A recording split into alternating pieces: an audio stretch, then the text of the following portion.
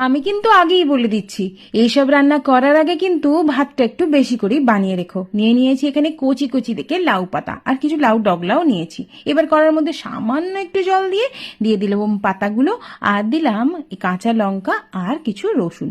এই সবগুলোকে ভালো করে ভাপিয়ে নিয়ে জল থেকে ছেঁকে তুলে নেব। সরাসরি চলে যাব মিক্সার জারের মধ্যে। এবার এটাকেও ভোঁ ভোঁ করে বেটে নেব। কড়ার মধ্যে বেশ খানিকটা সর্ষের তেল দিয়ে তার মধ্যে কালো জিরে, শুকনো লঙ্কা ফোড়ন দিলাম। ফোড়নটাকে নেড়ে চেড়ে কিছুটা রসুন কুচিও দিয়ে দিলাম। সেসব ভেজে দিয়ে দিলাম পেঁয়াজ কুচি। পেঁয়াজটাকেও ভালো করে ভেজে মাঝখানে তেলটা একটু ফাঁকা করে নিয়ে দিয়ে দিলাম মিহি করে কুচি করা কিছু চিংড়ি মাছ। এবার ওই বেটে রাখা শাকটাও দিয়ে দিলাম।